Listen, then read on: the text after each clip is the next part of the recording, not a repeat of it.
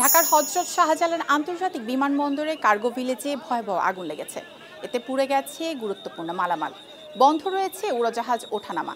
এছাড়া যেসব ফ্লাইট শাহজালাল আন্তর্জাতিক বিমানবন্দরে নামার কথা ছিল সেসবকে অন্যান্য বিমানবন্দরে পাঠানো হয়েছে। বিমানবন্দরে কার্গো ভিলেজ কি? আকাশপথের আমদানি রপ্তানি কার্যক্রম চলে বিমানবন্দর দিয়ে। এখানেও শুল্ক দিয়ে আমদানি করতে হয়।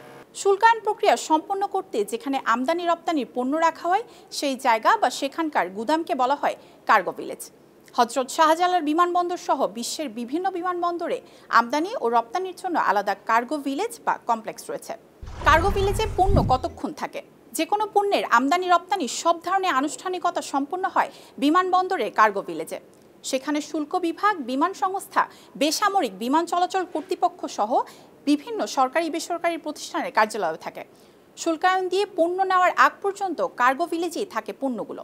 সাধারণত পচনশীল পণ্য যেমন শাকসবজি, ফলমূল হলে 24 থেকে 48 ঘন্টার মধ্যে শাহজালাল আন্তর্জাতিক বিমানবন্দর থেকে পণ্য রপ্তানি বা খালাস করা হয়।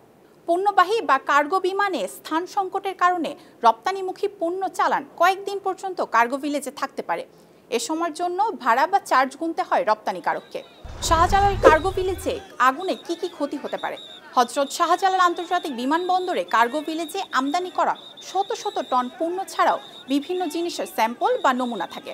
তাই আগুনে পুড়ে বড় ধরনের ক্ষতির মুখে পড়েছেন ব্যবসায়ীরা। অবশ্য এসব পণ্যের জন্য বীমা করা থাকে, তবে বীমার অর্থ পেতে সময় লাগে।